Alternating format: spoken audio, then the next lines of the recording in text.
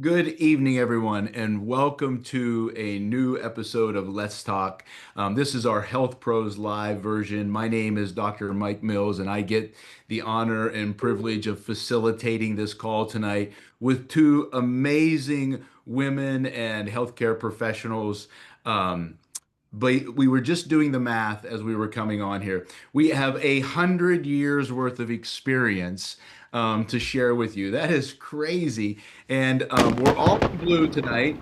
It is blue night. We had no idea it was going to be blue night, but it was the energy of the day, I guess. So, um, welcome, ladies. I am honored to get to do this with you. We have Claire Stoll, who has been a physical therapist for 25 years and has specialized with aging individuals and muscle and bone health. And Dr. Susan Debon, who's been a family physician for 50 years. And I was just saying, what a testament to the habits of health you are. I mean, wow, just your energy every time I've been around you, so vibrant and that smile. So this is what the Habits of Health has to offer, and we are really excited for you guys to all join us tonight. We were all at a conference recently over the weekend, and some amazing and exciting news. We have a rich scientific background. I don't even know at this point in time, but at least 20,000 physicians and healthcare providers have endorsed, supported, become coaches within our network. And Optavia recently just created the Medifast Metabolic Health Institute and has added a couple amazing, literally world-class metabolic health physicians to our network of healthcare professionals that support, endorse, and recommend what we do, because what Dr. Anderson created was a true holistic system that guides us. So, welcome. Great to see you guys. And I'm just excited for everybody to kind of join in on this conversation. But one of the things that we do on this Health Pros Live edition is we give you an opportunity to go into the chat and ask some questions. And tonight's focus is really going to be geared toward how metabolic health relates to muscle health, bone health, just our physical activity. All of those things I think are more profound than maybe we realize sometimes. But Susan, we have been talking about metabolic health and metabolic dysfunction for a long time, but yet I think sometimes we don't clearly have a definition of what is metabolic dysfunction. Well, I'm really glad you asked that because it relates to when I started my practice 50 years ago. I was starry-eyed. I was going to create health. And then I started practicing and I realized they didn't teach me that in medical school. And I was very disillusioned. I tried to help, but I didn't have the tools. I didn't have what we have today. And we are so lucky that we have this. So I pretty much tried my thing. I sent them to places for help, but we know that doesn't work because diets don't work. And so ultimately, I became a pill pusher. And then one day, my husband said to me, "Hey, there's this coaching thing. This would be really good for your patients." And I said to him, "Don't talk to me. Nothing works." And fortunately, he didn't listen to me. And then when I heard what this was, I'm like, that's it. That's the answer. And so I brought it to my patients and I was absolutely blown away. And for me, I saw 15 years ago the changes that can happen by living a healthy lifestyle. But I find that people don't know what metabolic health is. They really don't know.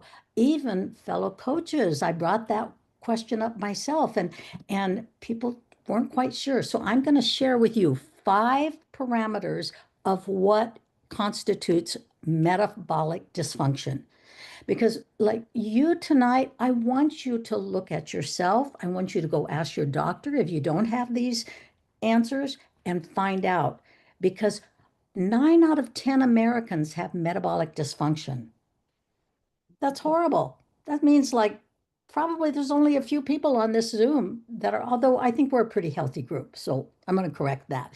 But in general, if you look at America, now here's the other scary statistic.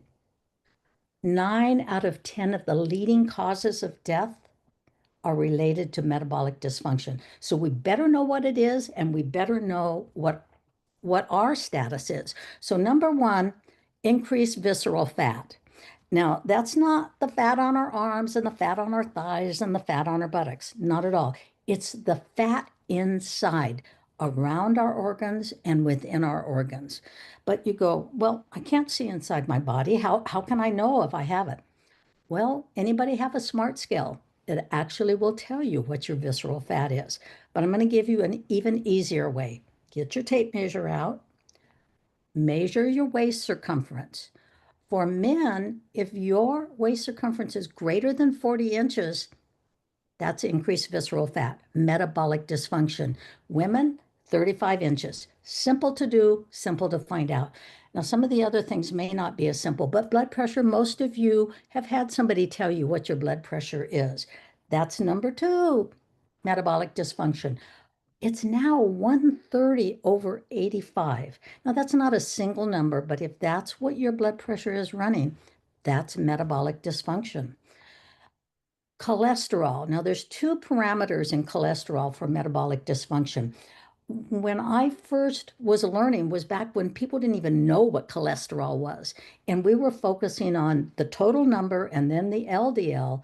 Actually, metabolic dysfunction is HDL. H, I go happy. You want it to be high, okay? If you have a low HDL, for men, less than 40, women less than 50, metabolic dysfunction. Triglycerides, those are the fats in the blood. Now they're kind of taking the trip with the cholesterol and a lipoprotein. A high triglyceride increases your risk, and that's metabolic dysfunction. Greater than 150 for a fasting triglyceride. Now, if you go take your triglycerides non-fasting, you're going to have a panic attack. Make sure that it's fasting.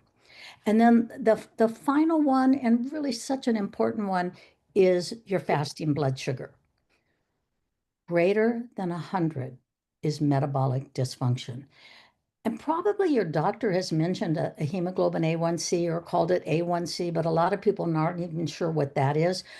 If you're greater than 5.7, you're already pre-diabetic. If you're greater than 6.5, you have diabetes. Those 5 parameters, make sure you know them. That's metabolic dysfunction, and it increases your risk for early death. That's so helpful, Susan. Thank you so much for sharing that. And one other area that to when we talk about metabolic dysfunction, remember that's any one of those five. If you Mhm. have three of those five, you have something called metabolic syndrome, which is a more serious situation, right? So that's so helpful, wonderful. Well, Claire, you've been practicing in the realm of physical therapy and helping people in that area for a long time now. But so how does this relate and impact someone's muscle or bone skeletal health? hmm So, what she was describing, and when you think about what a healthy metabolism is, it's your body's ability to really use what you consume, the nutrients, efficiently. And when you have all those parameters you described as dysfunctional, your body is not able to absorb nutrients. If you are unable to absorb nutrients well, your muscles and your bones will decline as you age. And it's kind of silent. You don't see it at first, but it's happening underneath. And what also occurs, and what a lot of people think bones are static. They're my bones. Mhm. But bones are dynamic. They're a master communicator in your body that helps with your brain health, your movement, and just your overall metabolism. Signals are being sent. In fact, did you know that your skeleton's being replaced every 10 years? You're a chiropractor, so you probably have understood this. So, how you load your bones and how you nourish your body will determine what that skeleton, continues, how strong your bones will be. And so, and I was startled in my business as a physical therapist, I never have a lack of clients. 1 out of 2 women will have a fracture because of low bone density. And 70% of hip fractures are women. If you have a hip fracture, 30% of them are going to die within a year. And 50% of the surviving won't even return home to the place where they raised their family, to their prior level. So when I started as a physical therapist in my practice, I was very determined to get this message out. So Dr. Devin and I used to present to her patients to community events about metabolic health through the bones and the muscles. And so I've come full circle because when Dr. Devin was using this Optavia program in her practice, I saw the difference and she inspired me. And that's why I became a coach. So thank you, Dr. Devin. Thank you. Yeah. That is One, amazing. yeah, exactly. So one thing I want to say is if you have strong habits, resistance, nutrition, you will build strong bones. If you have weak habits, that will lead to really weak bones, and that will affect your longevity and how much you enjoy living your life. Yeah. That is so great, Claire. And I'm so glad that you brought that up because I do think there's a tendency to think of a bone as something that's not alive, right? It's not a living tissue in your body. And I think we've had the tendency to do the same thing with fat, is think that, especially visceral fat is we think of it like, something on the edge of a steak that we cut off. A bone, we think of a skeleton that we see and can hold in our hand, but when they're in our body right now, they are living tissues, right, that are communicated and affecting the organs of our body. So we have a few different questions. Um, I wanted to, Dr. Debin, we can come to you with this one. The one question is if using a lingo, or let's just say a CGM, continuous glucose monitor. That's what that means. So if you're here and you're saying, what's a lingo or what's a Stella or what is a continuous glucose monitor? They are a monitor that you can wear that attaches to an app in your phone and gives you live data. But using a lingo to assess the impact of nutrition, glucose, and exercise, what is the best way to use it with the data received? So what I'm hearing that question say is, how do I bring value to this information I'm receiving? That's actually an excellent question because if you just took the information I said, fasting blood sugar 100, and then you're doing continuous monitoring, when you eat, yes, your blood sugar is going to rise some. And so you'll want to see, okay, 2 hours after I've eaten, has it come back down? And when you're continuously monitoring that, you're going to see with our kind of plan, that blood sugar is a nice even level. It doesn't spike and crash and spike and crash. So totally valuable. I have clients who are not diabetic who use it so that they can understand what's happening when they eat something. And I had a patient who was like in her kind of maintenance phase and was like kind of struggling maintaining. She was within 5 pounds, but she was like, why am I going up and down? And we were looking, she was using a lot of high glycemic fruit. So I had her get her book out, look at Dr. A's 2.5, in the part 2.5 in your Habits of Health book. He gives the glycemic index, and she was doing bananas and grapes. And so I just showed her, let's try some of these lower glycemic index. And when you do a continuous monitor, you can do that. Yeah, that's so valuable. Claire, anything you would like to add to that from your perspective? Oh yeah, I've seen that, and that affects actually your bones can affect and send signals to your insulin, work with your pancreas, and so that's really interesting that you said that. And I do recommend all my clients use the continuous glucose monitor, especially when they go from the reset phase to the renew and the refine. Mhm. Yeah, that's beautiful. Thank you so much. Such great information, guys. And, one of the things, so a glucose monitor measures the glucose. It's not directly measuring insulin, Mhm. right? So one of the things that can happen is insulin can be going higher and higher and higher and higher, and your blood sugar is just staying the same, right? Because that's what the body's going to do. It's going to keep taking the insulin higher and higher and higher to keep the blood sugar the same. So my point in sharing that is sometimes insulin can be running super high, even though the blood sugar is looking normal. How does that impact you? When insulin's high, you can't burn fat.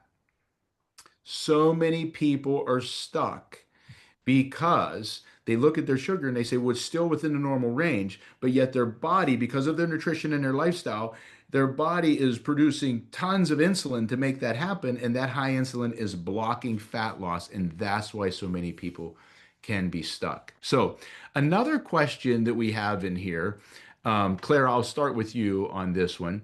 But it's talking about the language of being in and out of fat burn. And so this person has a question of what does that mean? They were saying, isn't it more like a continuum? Um, they're saying they think of like keto strips, and measuring ketosis in a range, but we know what we're doing is slightly different. So when we're using that language of in and out of fat burn, maybe you can help bring some clarity to that? Yes, so when you're following the optimal 5 and 1 and the metabolic flip plan, you have just the right balance of nutrients to sustain and to be really healthy. And then your body will efficiently burn the fat. Now, the mechanics, I don't know, Susan, if you want to step in on the mechanics of fat burn and how that works within the body, but to go in and out of fat burn. So when you step out of that balance that we have, you introduce some sort of a food item that has a higher carb level that takes you out of that balance, your body will be pulled out of fat burn and your body will actually kind of pull in some water with it, and that process of the glycogen. So I don't know, Susan, if you want to explain that a little bit better with fat burn, but But you go in I and out think, of it. yeah, I think what Mike said is exactly it. You do go in and out of fat burn, but your insulin's going to go up and up and up. And that's not about in and out. It's rising, it's rising, it's rising. So our goal is not to flip in and out of fat burn, Mhm. because then our insulin will stay even. And if you're unsure about that, your doctor can check your insulin level. Mhm. It's actually another way to look at, hey, could that be what's going on here? Why I'm not losing? Yeah, that's so good. So what I heard both of you say, and it is so true, is there's a threshold to allowing our body to stay in a space where we're burning fat for fuel, right? Mhm. And anytime we do something to elevate our insulin level, we are going to stop fat burning because when insulin is high, we can't burn fat, right? So, okay, another question here that I wanted to reference is, wow, so she was saying she's 77 years old. Um, she still needs to lose about 45 pounds, but she's gone from 395 to 186, 188. So pretty amazing results already. Congratulations. Um, yes, that deserves fireworks. Um, but the last 2 months, the pounds have been fluctuating up and down a little bit. but hasn't been seeing as consistent changes. Her bone and muscle mass is 57% of her total body weight. Um, what can she do to kickstart? So she's saying, what can I do to enhance the process and speed results? So you guys can, whoever, you Oh, can I'd love fill to that talk as you about want. that. We both can talk a little bit on that point because Dr. Devin's had quite a journey as well. But ultimately, have you introduced some resistance training? Have you been working, adding a load and a substantial load? Your body, your bones, your muscles need a substantial load to create muscle. Are you using essential amino acids that will turn on the switch so that beautiful plan that you're using to lose that weight, is it efficiently converting some of the protein into muscle? And so if you build your muscles through those things, through nutrition and through adding a load, then your body, your muscles are an engine. They will help you more efficiently burn. So that's what I would recommend. Also consult with your coach, do some journaling and make sure you're really following it to a T. Maybe need to switch it up a little bit. Anything on that, Susan? Absolutely perfect answer. Number one is you want to build muscle because muscle is going to burn, right? So, and it will give you the energy. The other thing is I'm 81 and I am still in my journey. I will be in my journey forever. It's not I'm on or I'm off. It's a journey.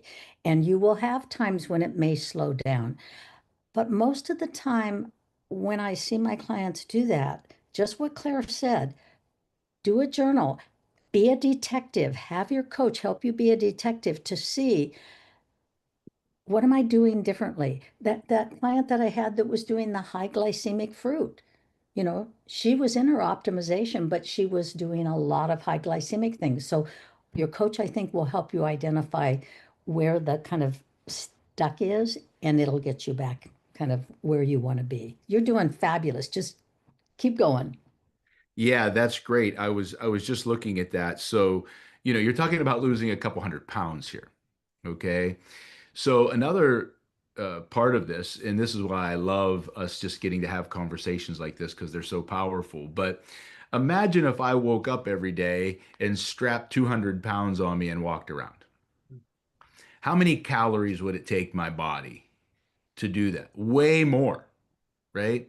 So what sometimes I think we can miss is that once 200 pounds comes off of your body is just not burning as many calories to exist as it once did. It's not carrying around 200 pounds, right?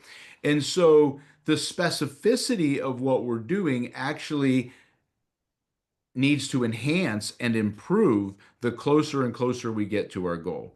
And at this point, activating muscle is just so, so important. So, yes, I think that would be great. Obviously, you have your specific coach, and I would plug in there.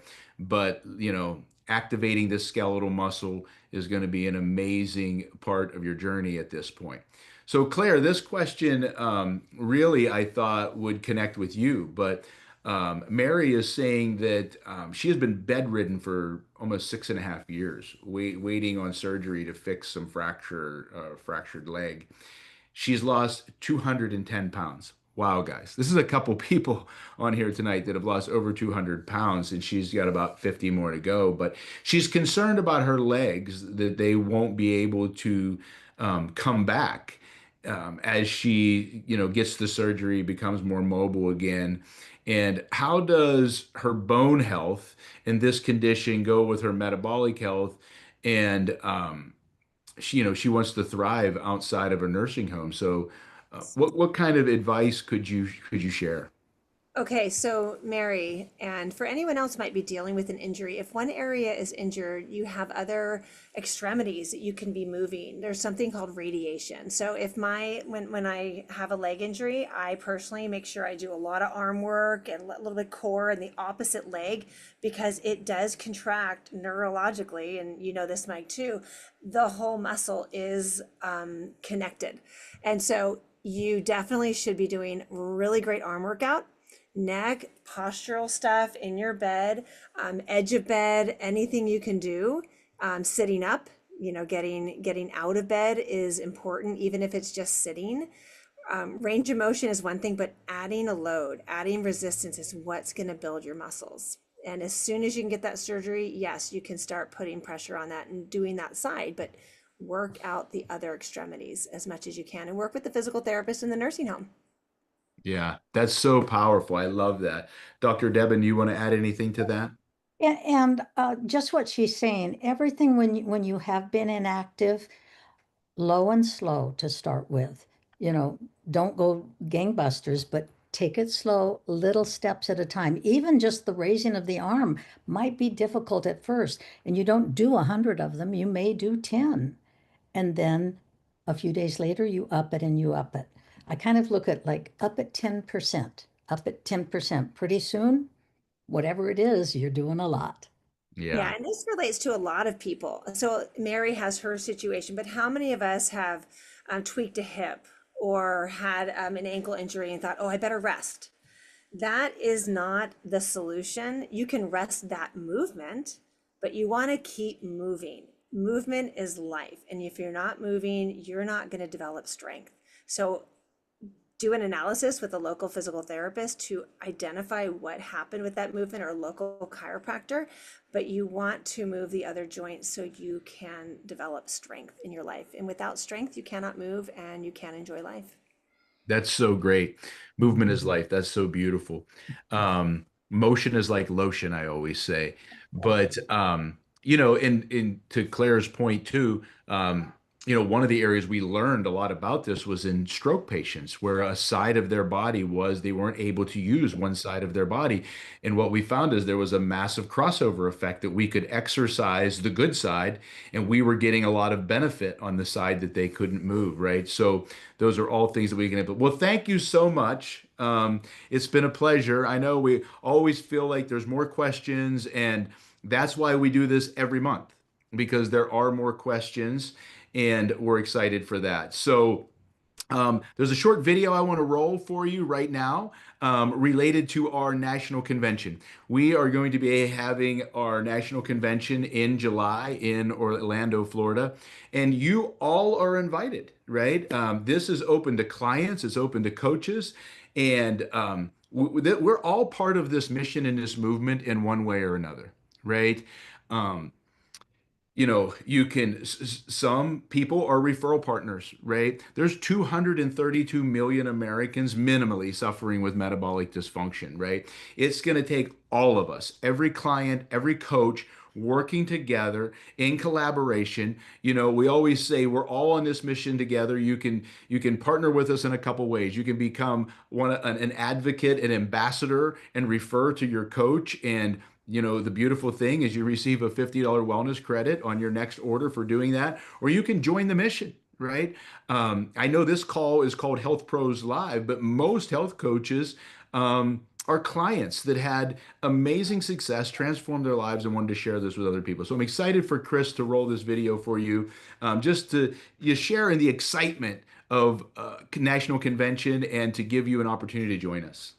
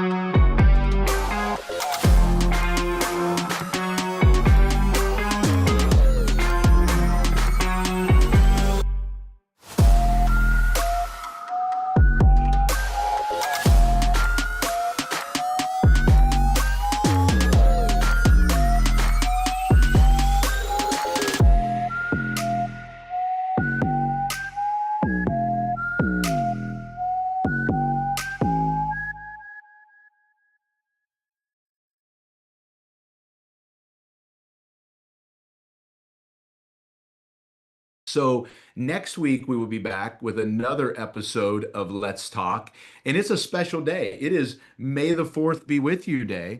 And so we are going to be talking about Beyond the Reset. So make sure you come back next week and join us for that. Remember, as always, these are posted on our YouTube channel. They are on Spotify. So feel free to plug into those.